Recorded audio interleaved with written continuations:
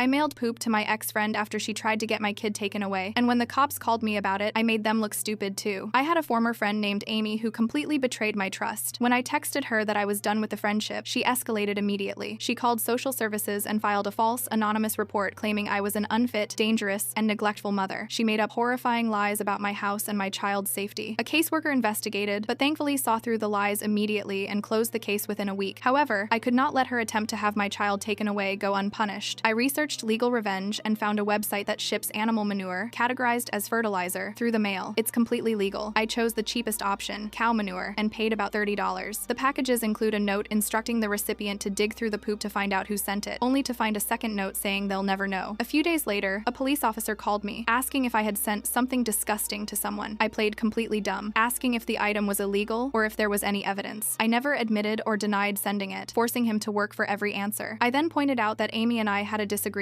and that she had recently filed a false report with social services trying to get my child taken away. I suggested she might have sent the gross item to herself to frame me. That's when the cop confirmed, "Yeah, I know all about that situation with social services." I almost laughed out loud. By telling the police about the report, Amy had essentially confessed that she was the anonymous filer. She snitched on herself while trying to set me up. The cop eventually gave up, knowing he couldn't charge me for legally mailed manure. He was only hoping for a confession. He then had to call Amy back to tell her he couldn't prove I did it and couldn't charge me even if he could. She tried to take my child away with fabricated lies. All she got in return was a box of cow manure, the humiliating task of speaking to the police, and the knowledge that no one believed her claims. I haven't heard from her since, and that $30 was the best money I ever spent.